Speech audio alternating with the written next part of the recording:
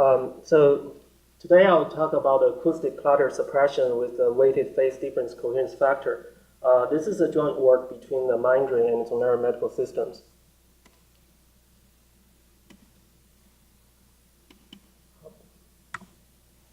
So our first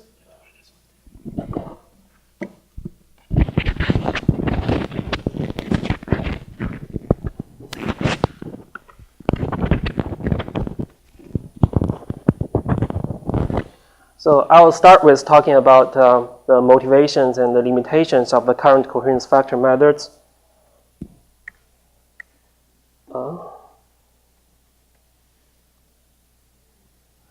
And then I will talk about our weighted phase difference coherence factor, and we'll also introduce a vector hood coherence factor, which is just a computation efficient form of the weighted phase difference coherent factor. And the coherence factors were developed to provide a quantitative evaluation of the image quality at given image points. So it evaluates the focusing quality by measuring the degree of coherence of the aperture data. So it is usually used as a weighting factor to suppress the side lobes and the grating lobes and also the acoustic clutters. But when we try to implement the coherence factor, we found some limitations. First, we will say it works perfectly for the coherent sources, such as the pin targets. It can suppress the side lobes and grating lobes of the pin targets, and also it can perfectly suppress the clutters in the acoustic clutters, random clutters in the chambers.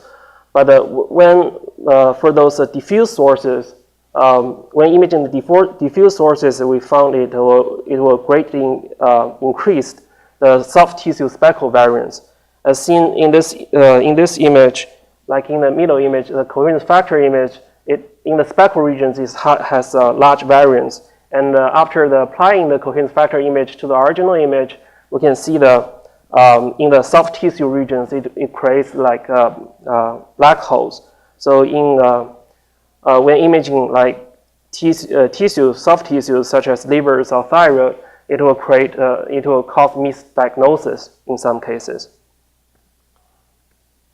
So the reason behind this is because we think there are two kinds of major factors that will cause the decorrelation of the aperture data. First is the system decorrelation, or we can say it is deterministic decorrelation. The side lobe and grating lobes falls into this category. So it's related to our system design. So the other is the source decorrelation. For example, if the source is the diffuse scattering sources and soft tissue speckles, the correlation of the aperture data usually is lower than the pin targets, the coherent sources. But the coherence factor can suppress the phase decorrelation regardless of the root cause of the decorrelation. And that's why it will create a higher speckle variance in the soft tissue regions. So we'll use some examples and to explain why we want to use the phase difference instead of the absolute phases when calculating the coherent factor. So the simplest example is if we have a pin target in the main lobe of the receive and transmit beam, and then the phase across the aperture is almost constant. It's a flat line. So in this case, if you calculate the standard deviation of the phase across all the channels, the standard deviation of the phase is really low. So, but here we introduce two more statistical measurements. One is the expected value of the magnitude of the phase differences between channels, and the other is the standard deviation of the phase difference between channels.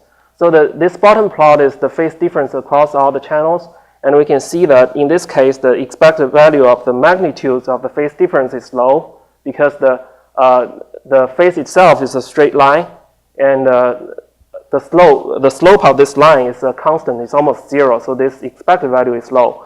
And also the standard deviation of this phase difference is also low because this phase has almost a constant slope. So in the case of the side lobe and grating lobes of the coherent sources, So the phase across the aperture is usually a straight line with a certain slope. The phase difference in this case will be a constant across the aperture. And then if we look at the expected value of the magnitude, this expected value, its magnitude will be high. But when we look at the standard deviation of this phase difference, the phase difference the standard deviation will be low. So in this case, if we want to separate the main lobe from the side lobe and grating lobes, we can simply use this expected value of the magnitude of the phase difference.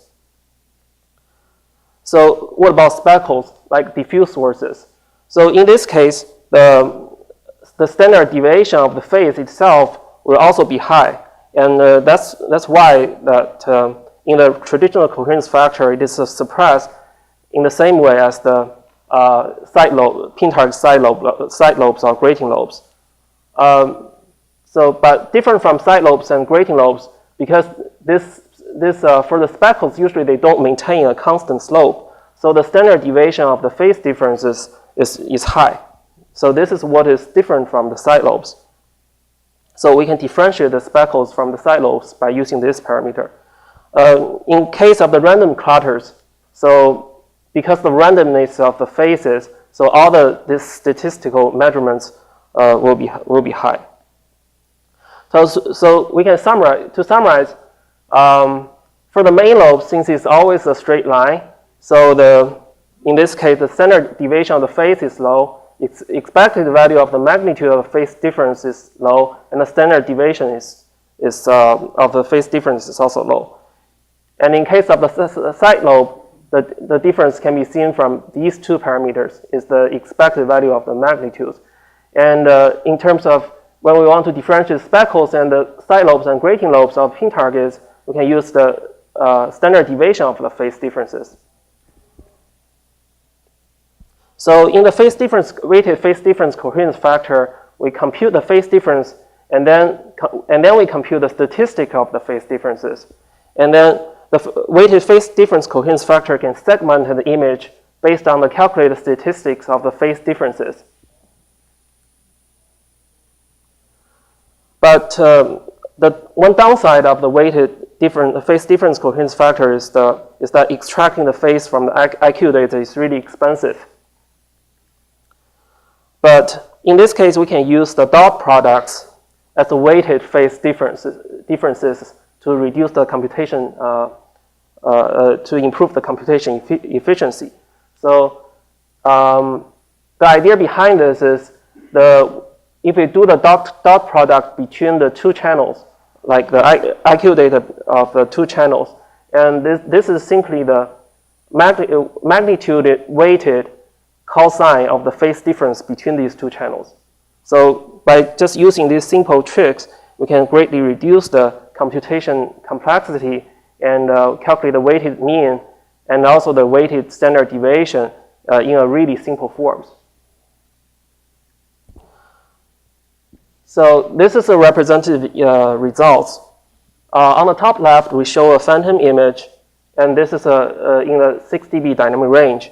And this is a coherence factor coherence factor image. So in the coherence factor image, we can see it introduced large variance in the speckle regions. But by using if we calculate the weighted mean of the phase differences and also the weighted standard deviation of the phase differences, by using these two images and applying the appropriate thresholding, we can get a weighted phase difference coherence factor image. So this image is segmented image with the red showing the main lobes, and green shows the side lobes and grating lobes, and also the blue region shows as the speckles, and the black region shows as the random clutters. So we also test the idea on the in vivo imaging results, in vivo imaging case. So this is a cardiac, parasternal view, show the image showing 70 dB dynamic range. So we can see in the coherence factor image, although the clutters has been suppressed, but the problem is, for the cardiac leaflets, it creates holes in the leaflets. Again, we can calculate the weighted mean of phase difference and also the weighted standard deviation of the phase difference. And then by applying the appropriate threshold of these two images, in combination, we can get a weighted phase difference coherence factor image. So it we can see it suppresses the clutters while it also maintains the integrity of the leaflets, cardiac leaflets. So in conclusion, we developed a weighted phase difference coherence factor method. It uses the phase differences to segment the coherent target main lobe and coherent target side lobe, grating lobes, and also the diffuse sources, speckles, and also the random clutters. And we also developed a VCF called a vector coherence factor, which is just the computation efficient version of the weighted phase difference coherence factor. And by using the weighted phase difference coherence factor or the vector coherence factor, the segmentation result can be further used for the more sophisticated post-processing in the future. So we want to acknowledge the useful discussion from Mindry Research Beijing, and I'm open for questions.